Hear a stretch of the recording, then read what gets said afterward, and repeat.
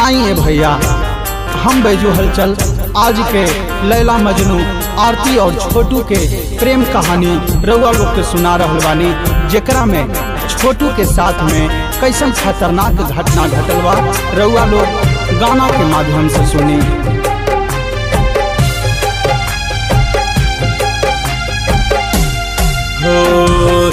रानीगंज के हावे भैया, रानीगंज के हावे भैया साचा घटनावा।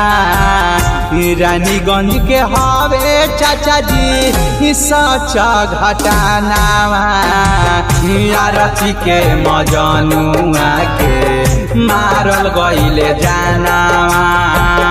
आरती के मजनुआ के मारल गइले जानावा।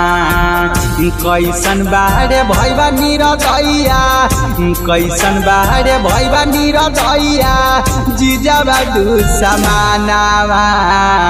आरती के मजनुआ के मारल गइले जानावा।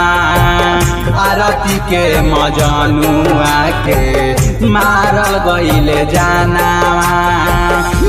बड़ी दर्दनाक घटना हवे।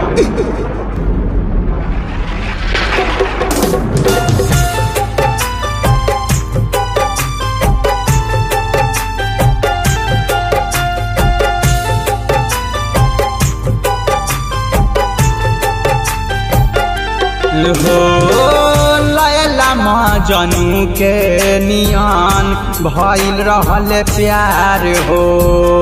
सोचल सपनवा दिहले क्षण भर में उजार हो। ए भैया हो लैला मजनू के नियन भइल रहल प्यार हो। सोचल सपना दिहले क्षण भर में उजार हो।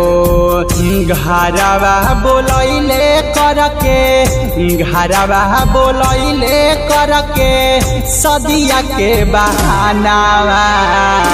आरती के मजनुआ के मारल गइले जानावा। आरती के मजनुआ के मारल गइले जानावा।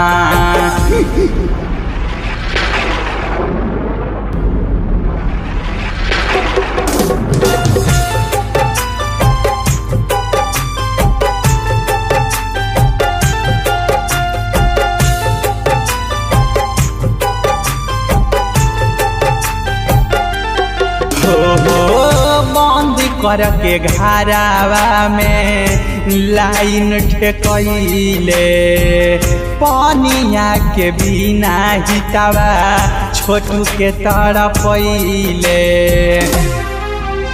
ए भैया हाँ, बंद करके घरावा में लाइन ठेकैले।